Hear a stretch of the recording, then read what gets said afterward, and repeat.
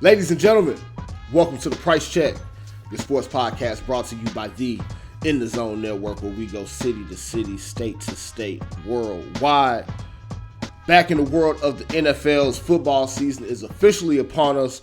We're just a couple days away from week one kicking off here in the NFL. We even got some college football here the past couple weekends. So right in the swing of things, and of course, got to give our NFL season preview along with a few different favorite bets that we have both for week one and for the full season. So without further ado, let's jump into it now. Real quick though, before we get into the full preview here, something to keep note of as I start mentioning betting picks and things like that. Here in the state of Missouri, we are finally getting a chance to vote on sports gambling here being on the ballot in the election come November. So for those of y'all, whether you're in St. Louis, Kansas City, anywhere in between, we finally have it on the ballot. It's finally our time. Make sure y'all go out and vote in November to get legal sports gambling here in the state of Missouri, so that whether, again, if you're on St. Louis side of the state and you got to go across to Illinois, or Kansas City side, you got to go over into Kansas to place your bets. No more of that. Hopefully we can go ahead, vote that into, or I guess vote yes on that, so that we can have sports gambling here in the state for us. So now, into our season preview. Now, we're going to start with division picks here throughout the league. We'll kind of go in order from like most sure picks to ones that we're a little bit less certain about. But starting on the AFC side of things, we'll start with the AFC West. I feel like this is the easiest division in football to pick right now. It's the Kansas City Chiefs. We know the Chiefs are going to win the division. It's got to be something drastic that happens for them not to win the division. Just take a look at the other teams that are in that division. You got the Raiders. Of course, Antonio Pierce had them playing well down the stretch, but they're still banking on Gardner Minshew and Aiden O'Connell at quarterback. You've got Chargers, of course, new coach Jim Harbaugh coming back to the NFL, but they still have a little bit of a talent deficit as compared to the rest of the league, and then also within that division when you compare them to the Chiefs. And then you also got the Broncos, who went from complete dumpster fire to less of a dumpster fire with Sean Payton last year, but a team that's still going to start Bo Nix as it stands here currently this season. So Chiefs minus 270 to win that division. Just go ahead, stamp it. You could parlay them with some other division picks just to, kind of cut down on the juice on your parlay there. But Chiefs minus 270, don't even think twice about it. Now, next division that we're going to hit on here, AFC North. I'm taking the Ravens in that one. They're plus 145 to win the division currently. And I just like the vibes around them a lot more than I like the other teams right now. Pittsburgh, of course, a little bit up in the air between Russell Wilson and Justin Fields as far as who's going to be the quarterback for the full season.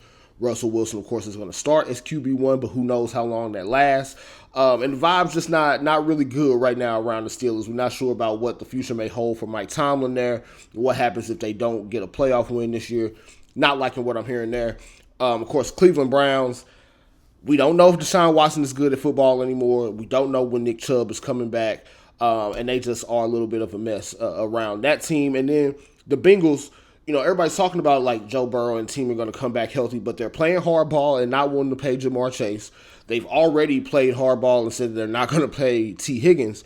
And you got Joe Burrow with a wrist injury that no other quarterbacks typically get. It's a wrist injury that typically only happens to offensive linemen and like baseball players. So he's spent most of this offseason not even being able to throw multiple days in a row. Just don't like it. I don't like any sounds of it, any looks of it. The Ravens seem like the only team that have had somewhat of a normal offseason. Not to mention they added Derrick Henry. So give me the Ravens plus 145 to win the AFC North. Now, AFC South, I like the Texans, plus 100. They're the favorite right now. Getting plus money on them, especially after the season that they had last year. But I also like some of the other teams in the division. I like the Jaguars. I think they're going to at least be fun offensively. What they do defensively is still, a little bit, left up in the air. But we'll see how that turns out for them. And, of course, I'm all in on the Colts, at least from a fantasy football perspective. Anthony Richardson, love everything that we saw out of him in the few games that he played last year. They're going to have a full season out of Jonathan Taylor. So I do think this is going to be a tough division, but nonetheless, I do think the Texans win that one at plus 100. Love getting plus odds on them to win that division, especially given the gap that they had between them and the rest of the division last year. So last and not least, here in the AFC, we got the Jets. Jets are plus 160 to win the AFC East. Now, I know what a lot of people are thinking. It's the bad luck Jets. They had Aaron Rodgers for all of like 4 or 5 plays last season. Got to think that they're going to have a little bit better injury luck as far as Aaron Rodgers goes. They got Breece Hall, who's a stud at running back. Got Garrett Wilson, stud at receiver. Improved the offensive line. The defense was already elite. And they won 7 games with Zach Wilson last year. You're basically asking Aaron Rodgers to get 2 or 3 more games on top of that. I think that's easily done if you're the Jets. Now, if you don't do that, you're probably looking at firing Robert Saleh, Joe Douglas, all those guys anyway. So I say, let's go ahead, pick the Jets. Because, I mean, you look at the other teams around them. You got the Bills, who lost a lot of their key defensive players this offseason. Don't have much at the receiver position that we know about, right? They got Khalil Shakir, guy who did okay last year. Keon Coleman, who we all love from a personality standpoint, but rookie wide receivers are going to take a little bit of time to adjust. And, you know, they got an offense that's going to be a little bit more run heavy, but the Bills are due kind of for a little bit of a down season as well, given how they've overperformed when they've taken steps back talent-wise in previous seasons. And the Dolphins, we saw that while they typically start fast early in the season, they typically have a dip late in the season. So I'm thinking if you're the Jets, if you can just be consistent throughout that season, 10 to 11 wins should get you a division win. I think 10 to 11 wins is fair to expect out of this team when they just won 7 with Zach Wilson, who we all think is terrible at quarterback. So that for the AFC, I should say, you got Jets in the East, Texans in the South, North belongs to the Ravens, West belongs to the Chiefs. Those are the 4 division picks in the AFC. Now, we'll switch gears really quick. NFC division picks. Starting in the East, feel most certain about the Philadelphia Eagles in this one. Cowboys, we talked about teams that we don't like the vibes of. They don't want to pay Dak. They played hardball with CeeDee Lamb here up until a couple weeks ago. And outside of that, they just don't have a whole lot of guys on that offensive side of the ball anymore. You're leaning on Ezekiel Elliott, who you guys let go a couple years ago, only to return this year. Rico Dowdle at running back, I guess. The offensive line is still good, but not what it used to be. That defense, of course, is going to play with high energy. They're going to be able to create turnovers and things like that. But it's still, you know, again, also looking at the AFC East, or I'm sorry, the NFC East, this is a division that typically does not have repeat winners. Cowboys won the division last year. I'm taking the Eagles to win it this year. Of course, we don't even have to mention they brought in Saquon Barkley this offseason, but a team that also went and improved the defensive side of the ball, drafting a couple rookies in that secondary, bringing in defensive coordinator Vic Fangio. I do think the Eagles are going to be better this season, especially given the start that they had last year. They started the season 10-1 last year. Now, granted, they ended up going on and losing, I believe, 6 straight before going into the playoffs and losing that game. But I think when you look at how this team is built, they're built for the regular season. A.J. Brown, Devontae Smith, they went and got Jahan Dotson from the Commanders. You got, ways that you're going to be able to score easily. And I think that defense is going to be much improved in Philly. So give me Philly in the NFC East. NFC South, taking the Falcons, probably one of the more sure bets you're going to get all preseason or, even beyond week 1. They have the easiest schedule in the NFL. You've got an NFC South that is already a pretty bad division. We don't think the Saints are any good. We don't think the Panthers are any good. Even if you like the Buccaneers are probably going to take a little bit of a step back given that they've lost guys like Devin White, Shaq Barrett on the defensive side of the ball. And you got Baker Mayfield, who's no longer playing in a contract year. He's got paid already. I just want to see it from the Bucs before I decide that that's going to be like an underdog that I decide to take in one of these divisions. Give me the Falcons, even though I don't know that it's going to look pretty at all times with the Falcons. There's going to be some ugly moments, of course. Kirk Cousins coming back from an Achilles injury, but they're the safest bet to me in the NFC South by a long shot. So, NFC South, give me the Falcons. Now, NFC North and NFC West, I think, are the 2 most interesting divisions in all of football. NFC North is where we're going to start. Most people are going to be on the Lions. Now, I have the Lions for a slightly different pick here a little bit later in the show, but NFC North, I'm taking the Packers to win the division, and here's why. They went out, and a team that already had a number of former first-round picks on the defensive side of the ball went out, got Xavier McKinney. Offensive side of the ball, they had a bunch of young guys that have kind of been growing and learning together here. Jordan Love went and got paid. They got Jaden Reed, Dontavian Wicks, Christian Watson.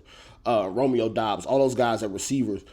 Then, you add on top of that, they went and got Josh Jacobs this offseason to replace Aaron Jones at running back. So, a team that was already really good and showed itself to be not only capable of winning in the regular season last year, went into Dallas, won a playoff game, almost went into San Francisco and won a playoff game last year. So, Packers team, I think, especially when you look at Matt LaFleur and his tenure in Green Bay, they're usually a team that's around anywhere between 11 and 13 wins.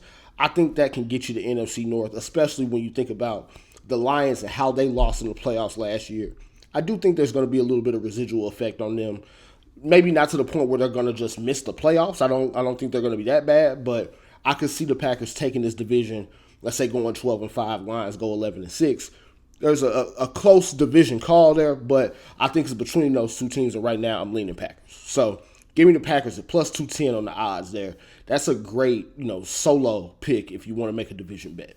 You also, in the NFC West, a lot of people are probably going to call this one crazy, probably even call it a home pick, do what you want, but give me the Rams at plus 330 to win the NFC West. Now, reason for that, San Francisco Super Bowl loser. There's always a Super Bowl hangover for the team that loses the Super Bowl. Never fails. We saw it last year with Philly. Started 10-1, went on a tailspin the end of the season. We saw it the year before, the Bengals. Tailspin towards the end of the season, ended up losing in the playoffs to try to get back to the Super Bowl. I think this Rams team, man, of course, they lost Aaron Donald, but they're still going to have a high-powered offense. Matt Stafford, Cooper Kupp, Puka Nacua, Kyron Williams, added Blake Corum to get to that, improve the offensive line. They'll be fine on offense, and I think the defense is still going to be good, man. They made some improvements to the secondary.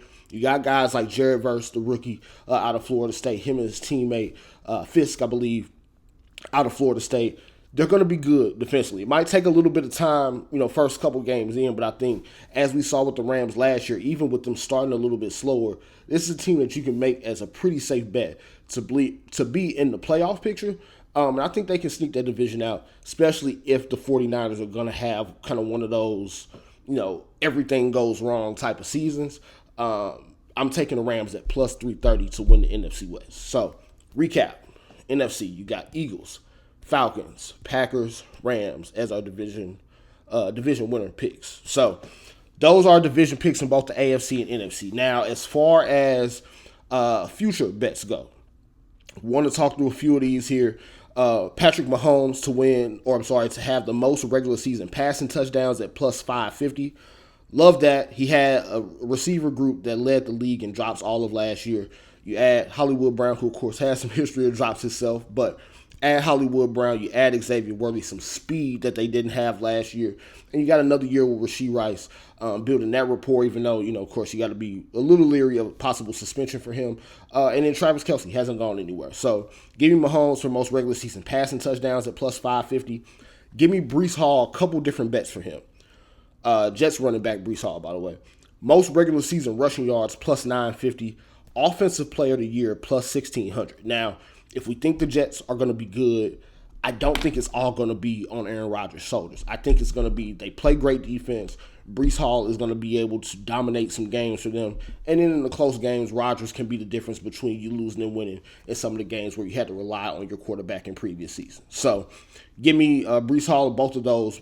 Most rushing yards for the regular season plus 950, or offensive player of the year plus 1,600. Like both of those bets.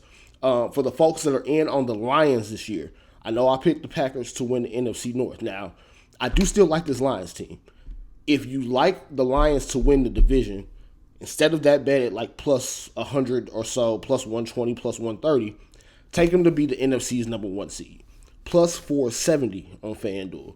Now, reason I like that bet, you look at some of these other divisions, it's a little bit of a harder path for teams like the Falcons to get the number one seed. Even if the Rams are to win the NFC West, it might be a tough battle between them and teams like the Seattle Seahawks, San Francisco 49ers, to where there may be the 3 or 4 seed, not number one. So Lions to win the number one seed in the NFC plus 470 sounds like a great bet to me.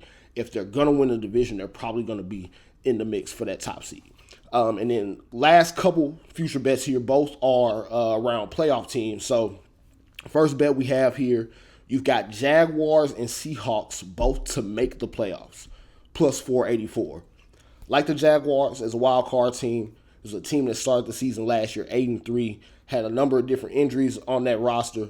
I think this team is still good, still capable of making a wild card in the AFC, especially when you consider some of the other teams that are going to have to be in the mix. Give me some of those AFC South teams to make the playoffs, even without winning the division. And then I got the Seahawks to make the playoffs. I just think this was a team, again, that was in the mix last year. Pete Carroll, great head coach all time, but was not doing his best work last year. And I think if any team is going to get a boost from having a new coach, it's going to be the Seattle team that has plenty of talent already on the roster.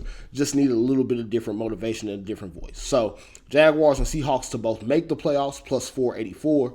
Now, other side of this, 49ers and Bills both to miss the playoffs, plus 920. Love that bet. If you think the 49ers are going to have a down season after losing the Super Bowl, and you also think the Bills are in trouble in that division, competing with teams like the Jets, like the Dolphins, plus 920 on these two teams to miss the playoffs, I definitely think is amazing odds, given the situations that both teams are in. So, plus 920, both of those teams to miss the playoffs. Now, before we go, week one bets, of course, we got games across Thursday, Friday, and all day Sunday. Couple games that we want to give you some picks on. Week one, of course, Thursday night game. We already talked about it. Give me the Chiefs over the Ravens. I think this is a Mahomes statement year. The Chiefs are definitely going for that three-peat hard. Give me the Chiefs over the Ravens on Thursday.